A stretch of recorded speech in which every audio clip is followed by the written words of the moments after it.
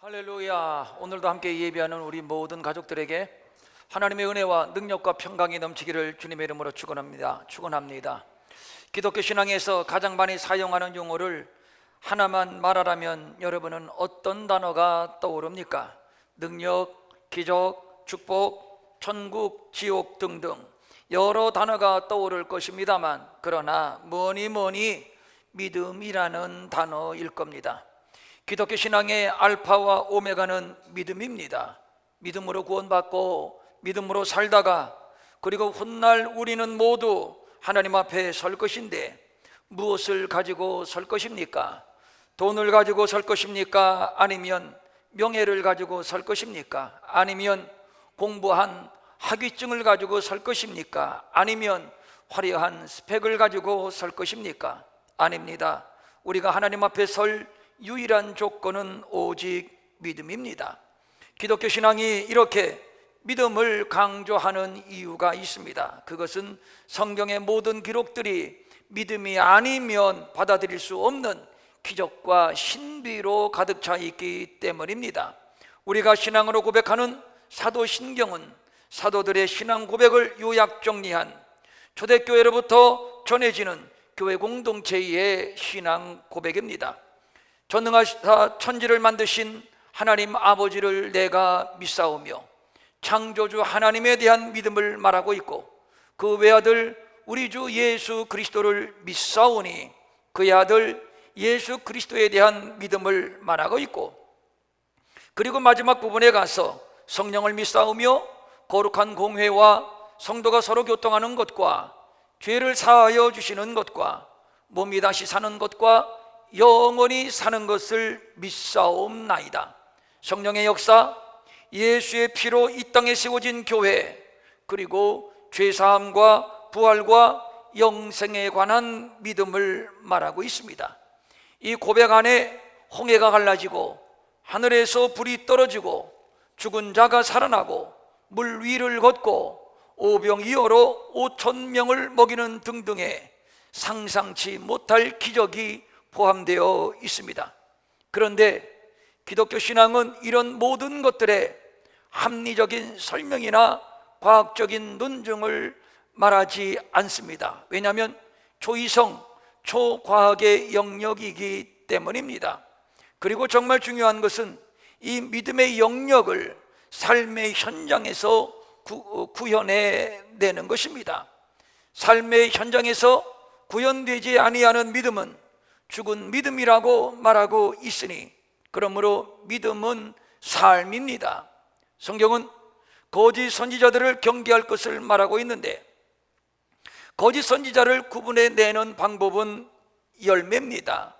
열매로 참과 거짓을 구별할 수가 있습니다. 가시나무에서 포도를, 엉겅퀴에서 무화과를 따지 못하는 것과 같은 이치입니다. 그리고 하신 말씀이, 그날에 많은 사람이 나더러 이르되 주여 주여 우리가 주의 이름으로 선지자 노릇하며 주의 이름으로 귀신을 쫓아내며 주의 이름으로 많은 권능을 행하지 아니하였나이까 하리니, 그때에 내가 그들에게 밝히 말하되 내가 너희를 도무지 알지 못하니 불법을 행한 자들아 내게서 떠나가라 하리라. 이 말씀은 오늘 우리에게 경각심을 주는 말씀입니다. 주의 이름으로 귀신을 쫓아내며 주의 이름으로 많은 권능을 행했는데 주님은 도무지 그들을 알지 못한다는 겁니다. 나와는 상관이 없는 일이랍니다. 그 이유는 불법을 행했기 때문인데, 여기서 불법은 습관적인 불법적 행동, 즉 믿음이 없는 삶을 말하는 겁니다. 그러므로 기적이나 능력보다 더 중요한 것은 믿음의 삶이라고 하는 것이죠. 삶이 따르지 아니하는 기적이나 능력은 충분히 있을 수 있습니다. 그러나 분명한 것은 그들에 대한 심판도 있다는 사실입니다. 내가 너희를 도무지 알지 못하니 불법을 행한 자들아 내게서 떠나가라 하리라. 물론 기적이 있습니다. 그래서 지금도 복음이 전파되며 믿음으로 역사하는 곳에 예수의 이름으로 귀신을 쫓아내며 새 방언을 말하며 뱀을 집으며 무슨 독을 마실지라도 해를 받지 아니하며 병든 사람에게 손을 얹을 때 고침을 받는 기적과 능력이 세계 도처에서 무수히 나타나고 있습니다. 이런 모든 것들은 믿음의 영역 안에서 일어나고 있는 것도 사실입니다. 그러나 그렇다고 이것이 우리 기독교 신앙의 본질은 아닙니다. 우리의 믿음은 예수를 믿고 예수로 말미암아 변화되고 예수님이 하시는 일을 나도 하고 예수님이 가신 길을 나도 가는, 즉 다시 말해서 예수님과의 만남이요 예수님과의 관계입니다. 바리새인과 서기관들은 타의 주정을 불허하는 종교적 열정을 가진 자들이었습니다. 그런데 이들에 대한 예수님의 평가가 매우 혹독했습니다. 이 백성이 입술로는 나를 공경하되 마음은 내게서 멀도다. 사람의 계명으로 교훈을 삼아 가르치니 나를 헛되이 경배하는도다. 서기관이나 바리새인들은 비록 사람들 앞에서 하나님의 이름을 들먹이며 마치 자기들이 하나님을 무척이나 경외하는 것처럼 말하지만 사실 그들의 마음 속에는 예수가 없다는 말씀입니다. 즉 외식입니다. 그런데 문제는 누구든지 저들처럼 외식하는 신앙이 될 수 있다는 사실이 우리를 심히 두렵게 하는 것이지요. 하나님이여, 나는 다른 사람들 곧 토색, 불의, 간음을 하는 자들과 같지 아니하고 이 세리와도 같지 아니함을 감사하나이다. 나는 일해에 2번씩 금식하고 또 소득의 11조를 드리나이다. 그렇습니다. 저들은 토색하지 않았습니다. 불의하지도 않았습니다. 간음하지도 않았습니다. 그리고 세리와도 같지 않았습니다. 일해에 2번씩 금식하고 또 소득의 11조를 정직하게 드렸습니다. 저들은 철저하게 종교적이었고 철저하게 율법적이었습니다. 이만하면 완벽하고 이만하면 흠이 없고 이만하면 존경할 만합니다. 거짓 선지자도 역시 마찬가지입니다. 주의 이름을 부릅니다. 능력을 행합니다. 주여 주여. 주여가 2번 반복된 표현은 매우 강한 종교적 열정을 강조한 표현법입니다. 저들은 매우 열정적으로 기도했습니다. 그래서 능력도 받았습니다. 그래서 귀신도 쫓아내고 많은 권능을 행하기도 했습니다. 그래서 영웅도 되었습니다. 그러나 저들의 삶의 내용은 불법으로 가득 찼습니다. 열려라 참게 하면 닫힌 문이 열리듯이 그들에게 예수는 단지 기적을 위한 주문 정도였을는지도 모릅니다. 예수님은 저들을 불법자라고 규정했습니다. 내가 너희를 도무지 알지 못한다고 심판을 선언하셨습니다. 저들에게 능력이 있었고 또 경건의 모양도 있었지만 사실 그 내용을 보면 예수는 없었던 것이고, 그래서 예수님은 저들을 향해 입술로는 나를 공경하되 마음은 내게서 멀도다. 나를 헛되이 경배하는도다. 혹독하게 책망하셨습니다. 결국 저들의 믿음은 거창하고 화려하게 보이기는 했지만 헛된 믿음이었던 겁니다. 우리는 여기에서 믿음이란 무엇인가에 대한 해답을 얻을 수 있습니다. 기독교 신앙은 귀신을 쫓아내는 것이 아닙니다. 권능을 행하는 것도 아닙니다. 사람이 떡으로만 사는 것이 아니라고 했으니 부자가 되는 것도 아닙니다. 남에게 대접을 받고자 하는 대로 너희도 남을 대접하는 자가 되라 했으니 높아지는 것도 아니고 영웅이 되는 것도 아닙니다. 믿음은 예수 그리스도와의 신령한 만남이요 신령한 교제요, 그를 닮고 그를 따라가는 것입니다. 요한복음 10장 14절과 15절은 예수님과 우리와의 관계를 목자와 양과의 관계로 비유하면서 이렇게 설명하고 있습니다. 나는 선한 목자라. 나는 내 양을 알고 양도 나를 아는 것이 아버지께서 나를 아시고 내가 아버지를 아는 것과 같으니, 예수님은 우리의 참 목자이십니다. 그러므로 그 목자는 우리를 압니다. 뿐만 아니라 우리도 그의 양이니만큼 예수를 압니다. 이것은 목자와 양 사이에 형성되는 철저한 상호 인식과 사랑의 관계를 말하는 것입니다. 그냥 대충 하는 것이 아닙니다. 관찰과 경험에 의한 친밀감을 말하는 것입니다. 또 요한복음 15장 4절은 예수님과 우리와의 관계를 포도나무와 가지로 비유하면서 이렇게 설명해 주고 있습니다. 내 안에 거하라, 나도 너희 안에 거하리라. 가지가 포도나무에 붙어 있지 아니하면 스스로 열매를 맺을 수 없음 같이 너희도 내 안에 있지 아니하면 그러하리라. 이는 예수님과의 지속적인 영적 사귐, 하나됨을 의미하는 것이며, 따라서 우리가 주님께 무엇을 구하든지 응답을 받게 되는 것입니다. 그러므로 믿음은 관계요, 사귐이요, 그리고 친밀감입니다. 그 안에 사랑이 있고, 그 안에 기쁨이 있고, 평강이 있고, 그 안에 기적도 있고, 능력도 있고, 복도 있습니다. 요한계시록 3장 20절에 이런 말씀이 있습니다. 볼지어다 내가 문 밖에 서서 두드리노니 누구든지 내 음성을 듣고 문을 열면 내가 그에게로 들어가 그와 더불어 먹고 그는 나와 더불어 먹으리라. 주님이 지금 문 안에 들어가지 못하고 문 밖에 계십니다. 그렇다면 분명한 것은 문 안에는 예수님 없이 자기들끼리 모여 앉아 있다는 겁니다. 그렇다면 저들은 예수를 안 믿는 자들이겠지요? 예수를 모르는 자들이겠지요? 당연히 그래야 합니다.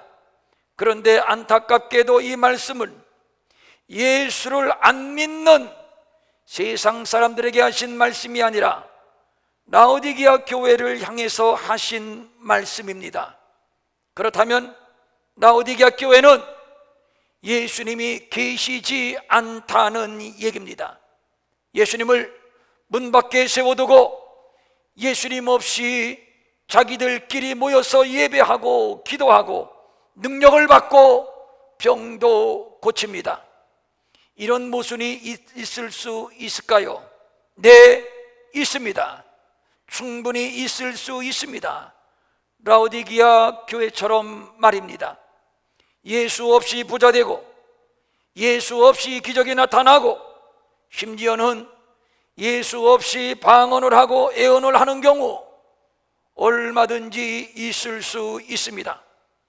그날에 많은 사람이 나더러 이르되 주여 주여 우리가 주의 이름으로 선지자 노릇하며 주의 이름으로 귀신을 쫓아내며 주의 이름으로 많은 권능을 행하지 아니하였나이까 하리니 그때에 내가 그들에게 밝히 말하되 내가 너희를 도무지 알지 못하니 불법을 행하는 자들아 내게서 떠나가라 하리라.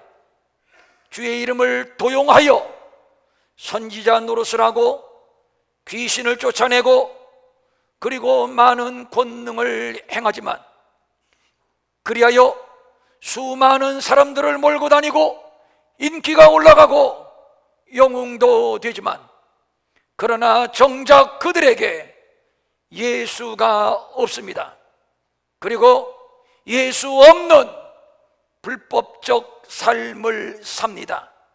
아니, 저들에게 예수는 고작 열려라 참깨 정도일 뿐입니다. 그런데 이러한 오류는 우리에게서도 얼마든지 나타날 수 있다는 사실입니다. 이것을 우리가 인식해야 합니다. 이것은 함정입니다. 오늘 본문은 12년 동안 혈류병 걸린 여인이 예수님의 옷자락을 잡고 고침을 받았다는 이 얘기입니다. 혈류병은 여성 질병으로서 하열이 계속되는 질병입니다. 이 질병은 부정한 질병으로 취급되어서 완전히 회복될 때까지는 격리 대상이 되는, 그러니까 여자에게는 상당히 부끄러운 질병으로 취급이 되었습니다. 우리말에 병은 될 수 있는 대로 소문을 내라는 말이 있습니다. 그래야 쉽게 치료 방법을 찾을 수 있기 때문입니다. 그런데 이 여인은 그럴 수도 없습니다. 왜냐하면 수치스러운 질병이기 때문입니다. 그래서 그는 12년 동안 조용히 이 의사 저 의사를 찾아다니며 치료를 받았습니다. 그러나 소용이 없었습니다. 과학과 의학이 발달한 오늘날에도 종종 오진이나 의료 사고가 발생되는데 예수님 당시에는 더더욱 그랬을 겁니다.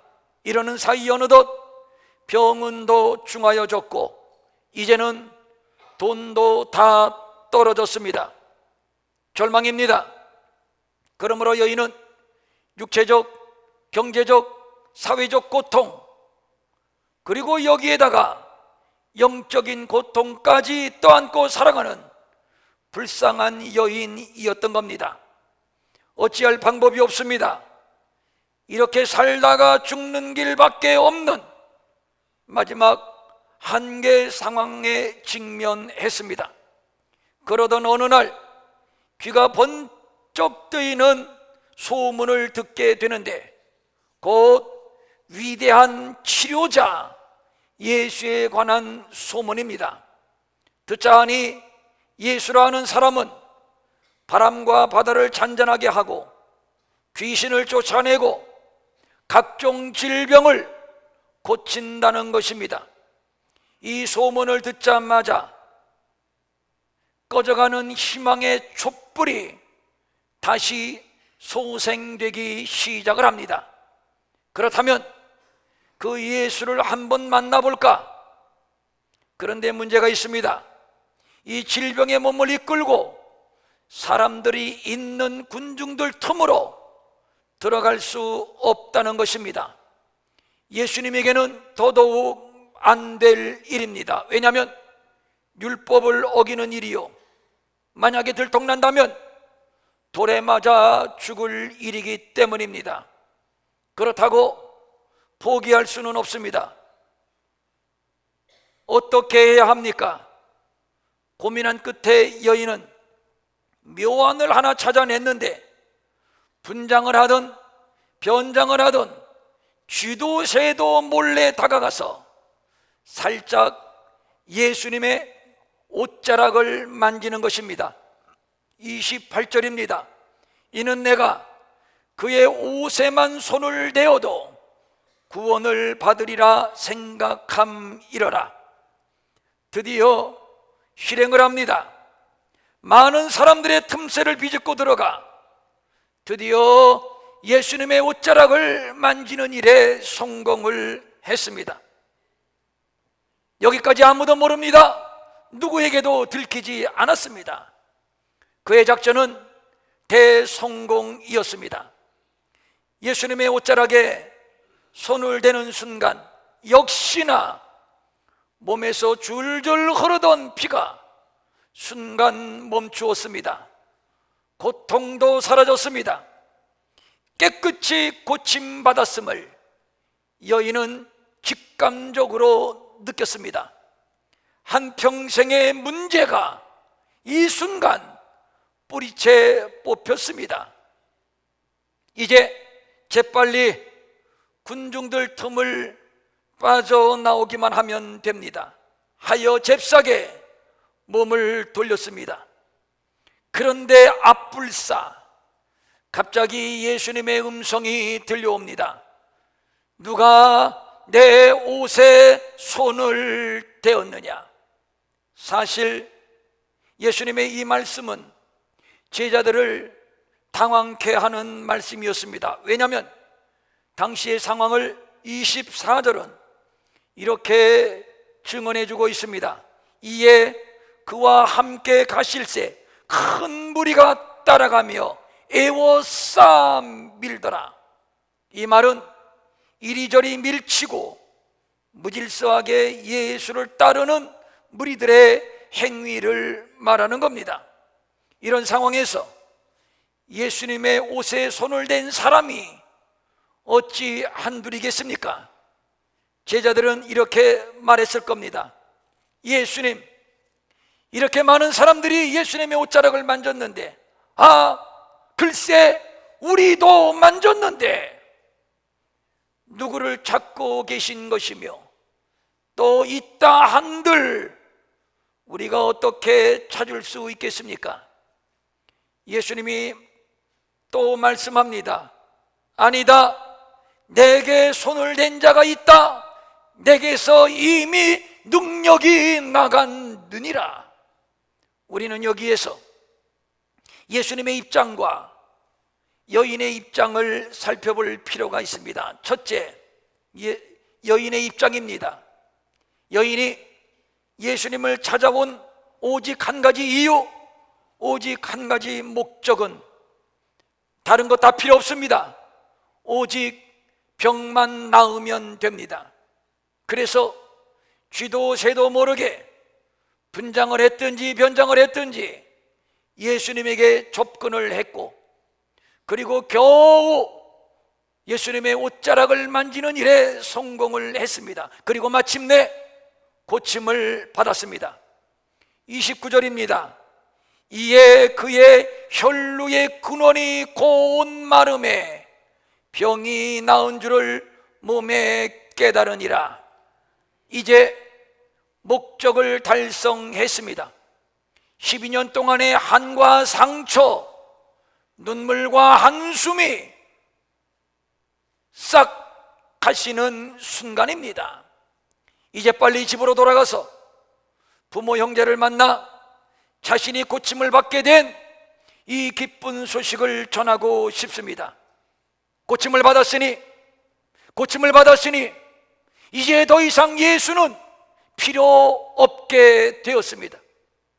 더 이상 효용 가치가 없게 되었습니다. 그렇다면 더 길게 이곳에 머물러 있을 필요가 없습니다. 빨리 자리를 떠야 합니다. 하여 발길을 돌려 떠나려 합니다. 그 순간 들려오는 예수님의 음성, 누가 내 옷에 손을 대었느냐? 두 번째, 예수님의 입장입니다. 왜 예수님은 짓궂게 돌아가려는 여인을 불러 세운 것입니까? 예수님은 이 여인의 입장을 충분히 알고 있습니다. 그렇다면 그냥 조용히 가게 두어야 합니다. 만약에 여인의 한 일이 들통이 난다면 이 자리에서 이 많은 군중들로부터 어떤 봉변을 당할지 모릅니다.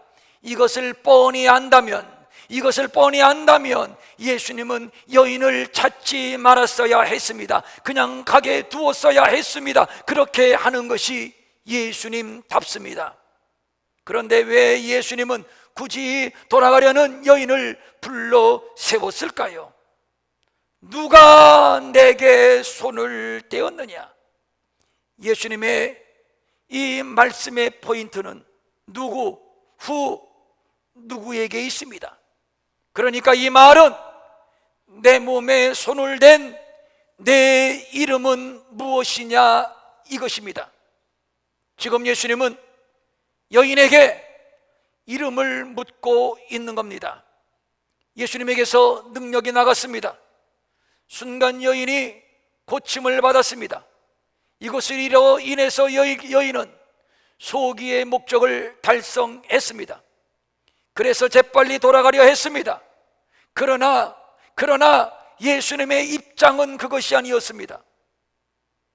예수님은 이 여인과 이대로 헤어지는 것이 아니라, 관계를 끝내는 것이 아니라, 지금으로부터 새롭게 이 여인과의 관계를 맺기를 원하셨으니 곧 사귐입니다. 일상의 관계에서 통성명을 하고 인사를 합니다. 이때부터 누구와 누구의 관계가 형성이 되는 것이죠. 거래하는 사람은 거래의 관계가 형성되고, 또래는 친구의 관계가 형성되고, 남녀는 연인의 관계가 형성되는 겁니다. 여인은 병고침을 받은 것이 목적이었다면, 그러나 예수님은 그 이상의 관계, 즉 만남, 즉 사귐, 즉 교제, 즉 친밀감을 원하셨던 겁니다. 여인은 예수님과의 관계를 지금 이 순간 단절하기를 원했지만, 그러나 예수님은 지금으로부터 새로운 관계를 맺기를 원하셨던 겁니다. 여인은 예수님이 병 고치는 능력이 있음을 믿었습니다. 불치의 병으로 인해 사회와 종교 공동체로부터, 심지어는 가족으로부터부터도 불결하고 부정한 여인이라고 냉대를 받았을 이 사람, 예수님의 옷자락만 만져도 병 고침은 물론 자신의 불행한 운명이 구원을 받을 것이라는 믿음이 있었습니다. 그러나 거기까지입니다. 여인이 예수님에게 원했던 것은 바로 거기까지입니다. 그 이상도 그 이하도 아니었습니다. 예수님에게 능력이 많다고 하니 어떻게든 예수님의 초자연적인 방법으로 병고침을 받으면 된다 하여 살짝 옷자락만 만지고 도망가려 했습니다. 그렇게 하면 팔자가 바뀌고 운명이 바뀐다고 믿었습니다. 여인이 생각한 것은 바로 여기까지입니다. 그러나 예수님은 그렇지 않았습니다. 그 이상이었습니다. 여인아, 나는 너를 깊이 알기를 원해. 너와 좀 더 깊이 사귀기를 원해. 내 이름이 무엇이니?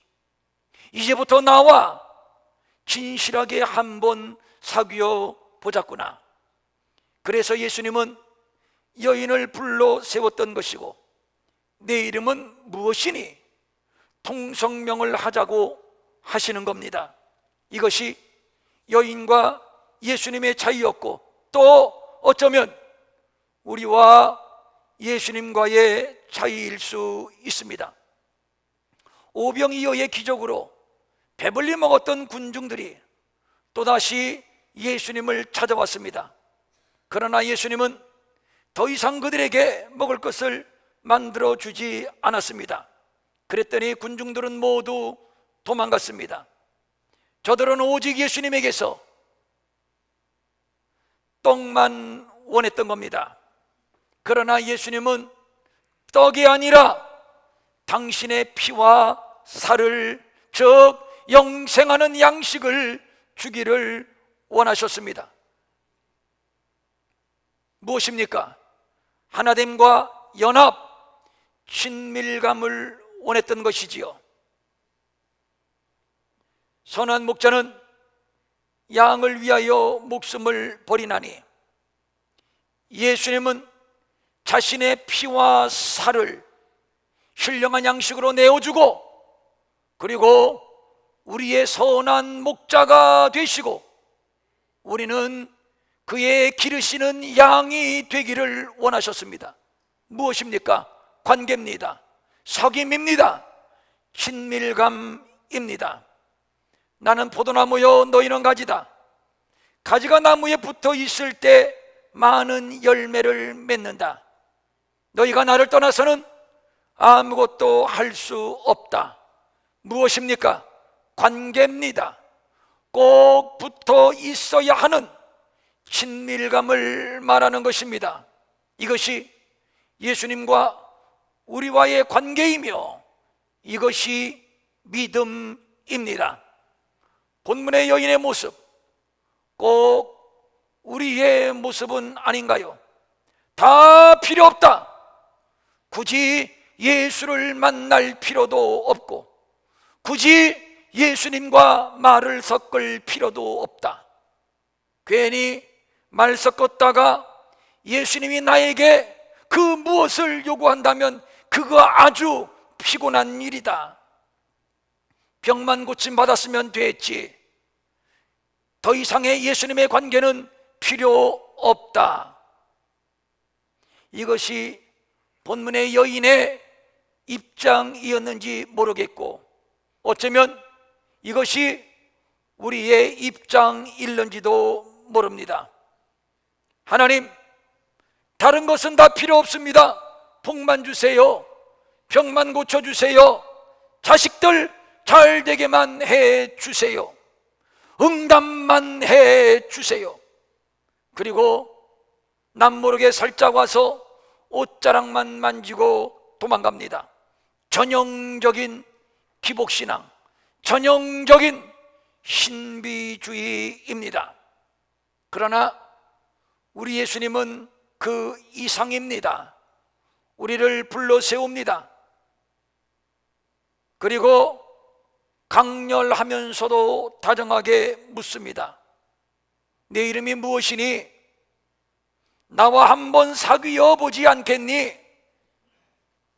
여인은 예수님의 부르심에 발길을 멈추었습니다. 발길을 멈추기까지 여인은 큰 결단이 필요했습니다. 이 일은 처음부터 끝까지 감추어져야만 합니다. 비밀에 붙여져야만 합니다. 말씀드린 바와 같이 들통났다가는 돌에 맞아 죽을런지 모르기 때문입니다. 그러나 여인은 예수님의 부르심에 용기를 냈습니다. 가는 길을 멈추었습니다. 그리고 예수님에게 돌아섰습니다. 그리고 예수님을 바라보았습니다. 그리고 두렵과 떨림으로 자초지종을 다 말씀드렸습니다. 그랬더니 우리 예수님 말씀합니다. 딸아, 딸아, 내 믿음이 너를 구원했으니 평안히 가라. 내 병에서 놓여 건강할지어다. 첫째, 예수님은 이 여인을 딸이라고 불러주고 계십니다. 여기서 딸은 부녀 관계를 표현하는 용어입니다. 그러므로 예수님은 지금 정감 있고 사랑스럽게 지금까지 고아처럼 살아왔던 외롭고 쓸쓸하게 한숨과 눈물로 하늘 안고 살아왔던 이 여인에게 딸이라고 불러주고 있습니다. 딸아, 너는 내 딸이란다. 아버지와 딸의 관계를 회복시켜주고 있습니다. 두 번째, 내 믿음이 너를 구원하였다. 이 말은 너는 내가 병만 고쳐주는 슈퍼맨인 줄 알았지? 아니야, 아니야. 나는 너를 죄와 사망과 저주에서 구원하는 메시아야, 이 뜻입니다. 예수님은 이 딸에게 자신의 정체를 보여주었습니다. 알려주었습니다. 세 번째, 평안히 가라. 12년 동안 이 여인은 평안을 모르고 살았습니다. 두려움과 근심, 한과 눈물을 머금고 살았습니다. 그러나 이런 것들이 이제는 사라졌습니다. 예수님이 저에게 평안을 선물로 주셨기 때문입니다. 요한복음 14장 27절입니다. 평안을 너희에게 끼치노니 곧 나의 평안을 너희에게 주노라. 내가 너희에게 주는 것은 세상이 주는 것과 같이 아니하니라. 너희는 마음에 근심하지도 말고 두려워하지도 말라. 나의 평안 곧 예수님 자신입니다. 이제부터 예수님은 여인 안에 계실 것이고 여인의 희노애락의 삶 가운데 함께 할 것입니다. 그러므로 여인은 이제부터 마음에 근심하지도 않을 것이고 두려워하지도 않을 것입니다. 왜냐하면 이제부터 여인의 평생에, 여인의 일생 가운데 예수님이 함께 하실 것이기 때문입니다. 이제부터 여인은 고아가 아닙니다. 이제부터 여인은 예수님의 딸이고, 이제부터 여인은 예수님으로 말미암아 구원을 받았고, 예수님과 함께하는 인생, 그의 인생은 평안으로 넘칠 것입니다. 만약에 여인이 병고침만 받고 도망갔다면, 아니 예수님께서 그냥 도망가도록 내버려 두셨다면, 그는 병고침을 받았을런지는 몰라도 시시때때로 두려움과 근심은 끊어지지 않았을 겁니다. 어쩌면 그는 여전히 죄인이요, 어쩌면 그는 구원과는 상관이 없는 인생을 살았을런지도 모릅니다. 예수님 없는 인생, 아무리 건강해봐야, 아무리 돈이 있어봐야 불안하고 또 두렵고 또 상처받고 또 슬픔의 연속일 겁니다. 그러나 이제는 아닙니다. 예수님이 당신 자신을 우리에게 주셨습니다. 이제부터 예수님과 함께하는 삶이 되었습니다. 주님이 말씀합니다. 너는 내 아들이다. 너는 내 딸이다. 내가 너를 구원했단다. 나의 평안을 너희에게 주노라. 오늘 예수님이 우리를 불러 세웁니다.